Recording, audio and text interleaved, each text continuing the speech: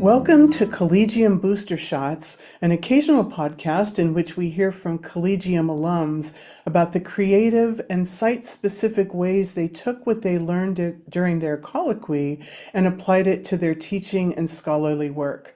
I'm your host, Karen Eifler, Executive Director of Collegium, and today I'm delighted to sit down for a conversation with biology professor and watershed researcher Kate Barrett, who works her magic at Holy Cross College of Notre Dame in South Bend, Indiana.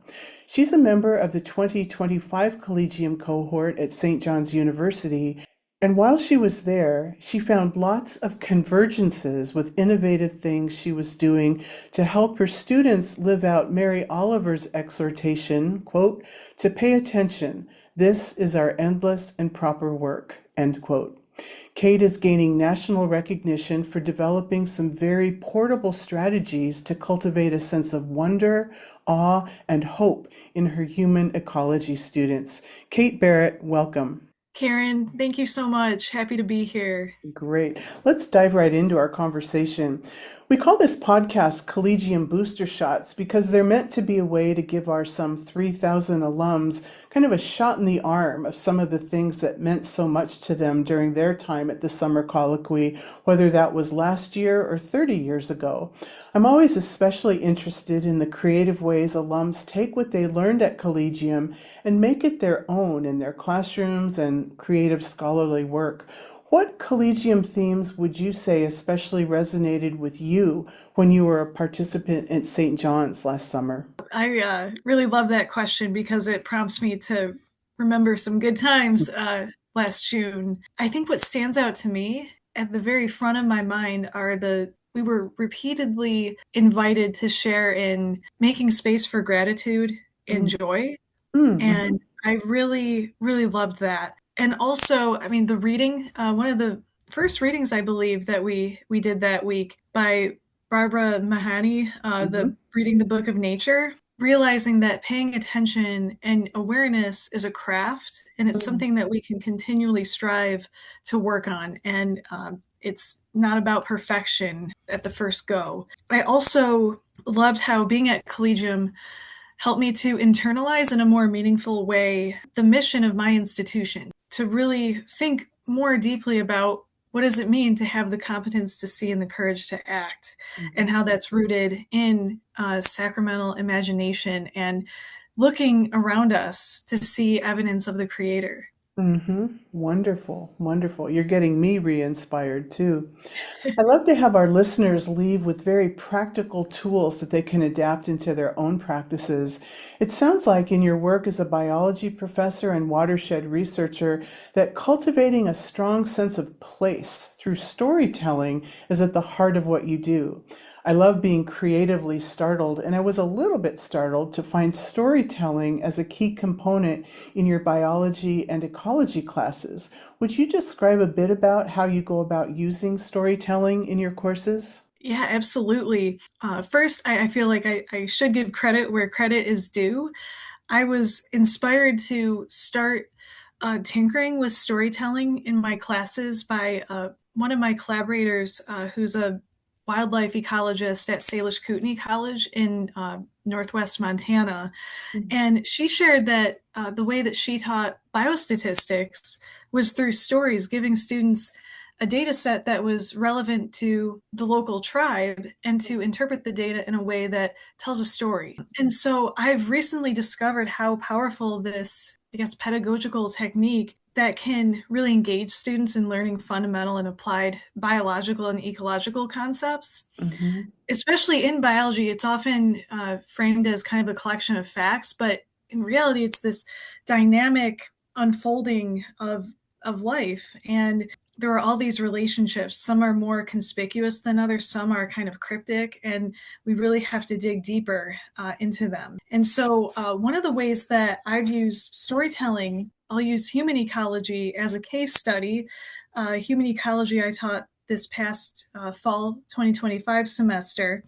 And for those of you, human ecology might be a new phrase, or you might be encountering this term for the first time. But so, a brief definition, it's a study, but I also consider it a mindset of just considering the ways in which humans and their environment interact in a reciprocal relationship.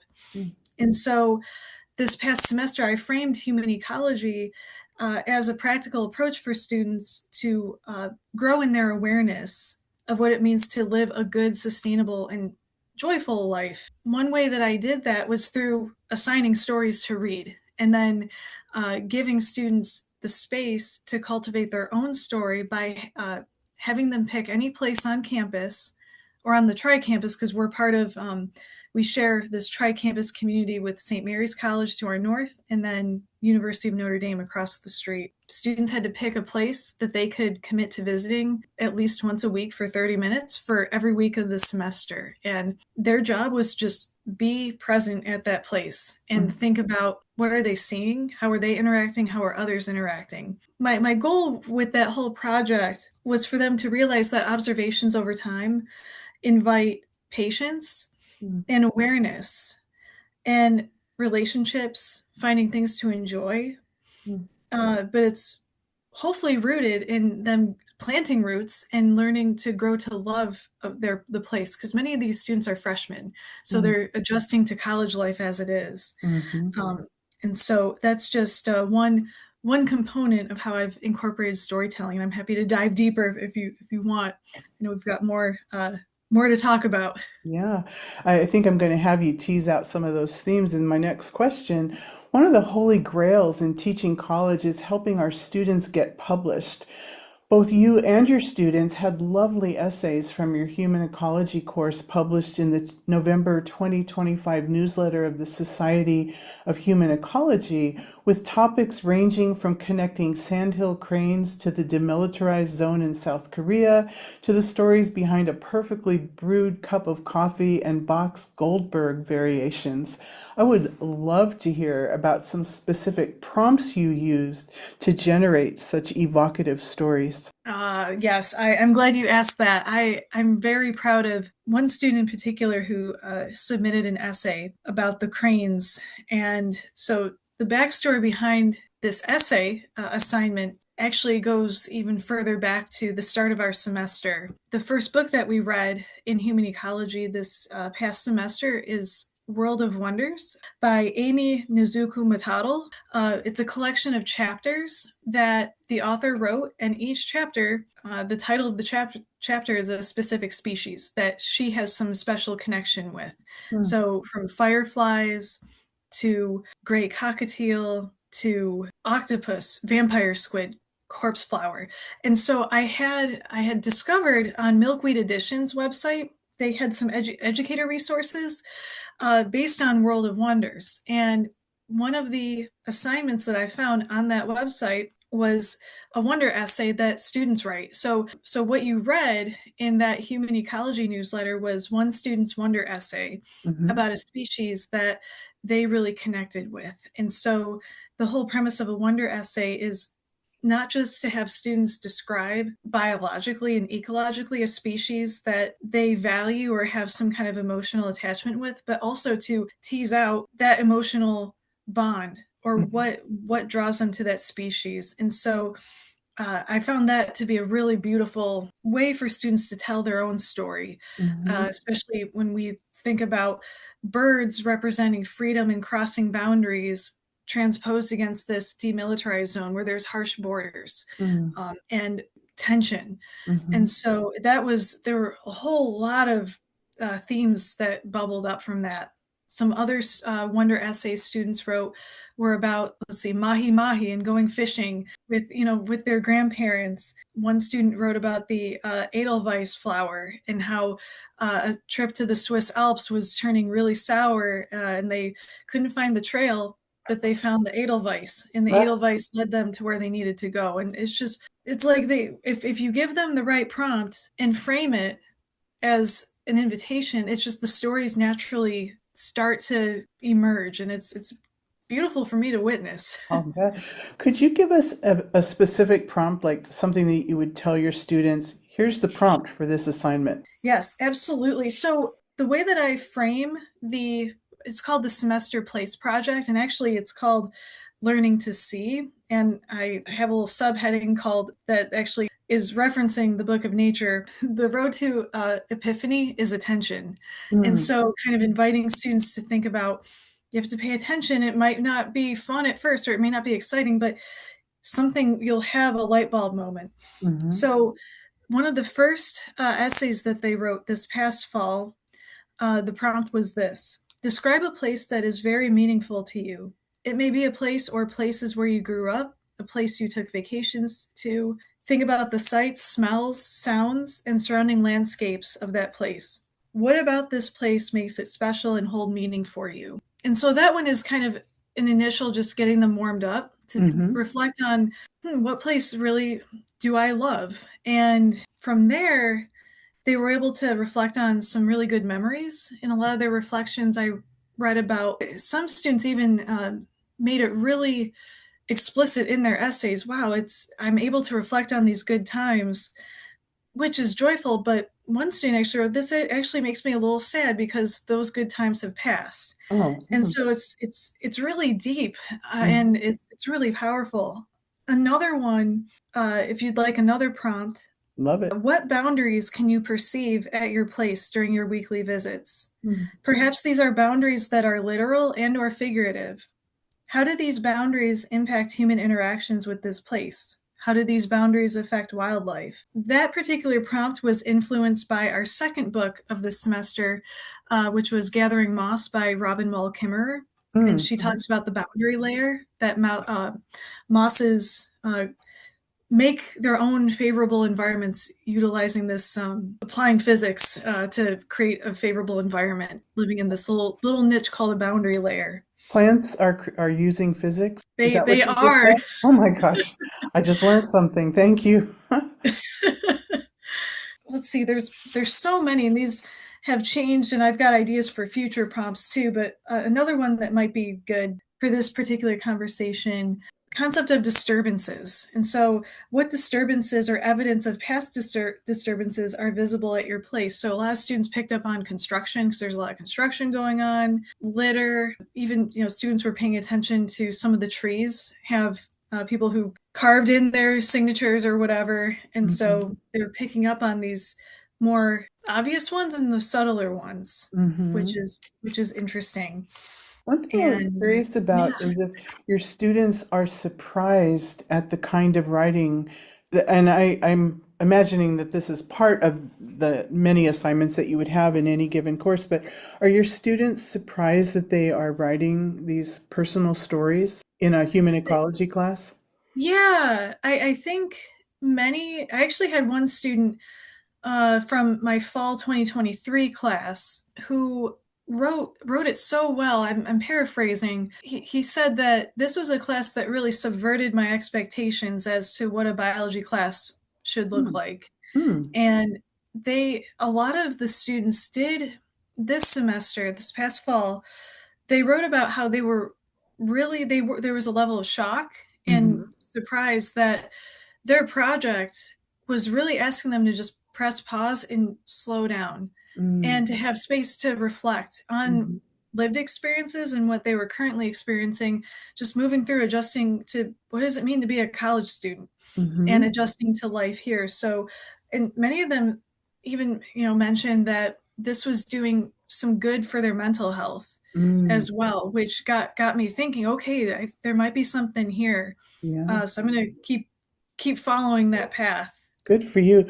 It's so easy for first year students, I mean, for any human being, but for first year students in college to feel fragmented. And it sounds like almost an unanticipated benefit of the way that you're approaching this course, and the role of storytelling allows students to pull the fragmented pieces together in a really beautiful way. And that seems really portable to any context, whatever somebody's academic discipline might be. I'm gonna skip ahead a little bit because you've catalyzed another thought, and it reminded me that I was also fascinated to learn that you work hard with your first year students to connect the sacred to human and ecological themes.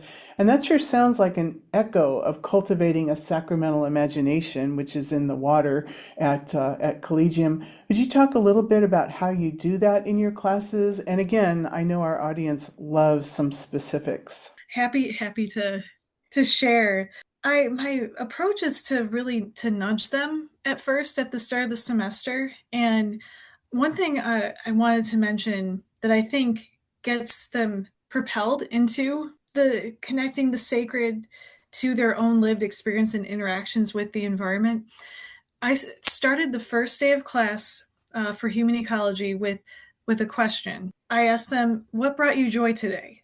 Mm. And a lot of them, they look at me, what? But I said, for real, take a moment, think about what brought you joy today. And then I had them share with a partner and introduce themselves because first day of class. Mhm. And I was really surprised, only a few shared, but I thought that was a really nice way to kind of have equal, kind of be on common ground Mhm. and to have them remember periodically there's always something to be grateful for. And I Mm. think that connects so well to sensing the sacred, because it's always there if you go looking for it, if you Mm. have an awareness and an openness to it. Mhm. So I think they were able to experience that, the sacred with human ecology, through their place project, and committing to visiting a place, developing a relationship with it, learning about the quirks of the place, what they like, what they don't like, Mhm. especially when it got really cold Uh-huh. and it became more of a challenge for them to do it, but they did. But I think the books I chose really did most of the work for me. I mean, I was so inspired. So I know you mentioned audience like specifics. So World of Wonders that I mentioned before, that was our first text. Students love that because it Mhm. made them realize there's so much to be grateful for. And when you're in a world that's so biodiverse and there's wonders everywhere, I think everyone can relate to fireflies at some point in their life. You realize, in this epidemic of increased, social connections on social media, there's also a loneliness epidemic. But Mm. Mhm. if we help see what's around us, we're not alone. You could never be alone. I have a quote I'd like to share from World of Wonders that I think really sums up the approach that I took to get them to cultivate a sacramental imagination. So this is from World of Wonders. It is this way with wonder. It takes a bit of patience, and it takes putting yourself in the right place at the right time. It requires being curious enough to forego our small distractions in order to find the world. And I just love that. Mm. I could see that applying really to any science because what's science? I mean, I should say, in my humanities focused world, science is studying the world and unpacking the secrets of the universe. And that quote just seems so relevant to any scientist. Well, Kate, as our time starts to wrap up a little bit, I love the quote that you said just a little bit ago that the books are doing a lot of the work for me.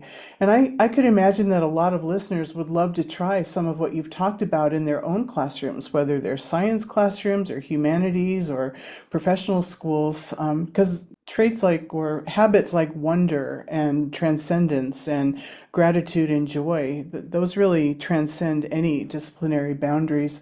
What reading recommendations would you have for those who want to do a deeper dive after the inspiration you've offered us in this brief conversation? Absolutely. I've mentioned and referenced World of Wonders by Amy Nizuku Matado. Hmm. We also read The Bear by Andrew Krivak, which is kind of a post apocalyptic Mm. story about the last two humans on Earth and a bear that befriends one of the characters, but I won't spoil it. Okay. It's really good. And then Gathering Moss by Robin Wall Kimmerer, also the author of Braiding Sweetgrass, and The Service Berry. Recommend all of those. Our last book that we read in Human Ecology this semester was Ishmael by Daniel Quinn. Mm-hmm. And that one, I felt that they were ready for a more, not, I mean, it's challenging because it really subverts your expectations of who a teacher is Mm. and what our culture tells us. And so, or what our stories are and how those shape us.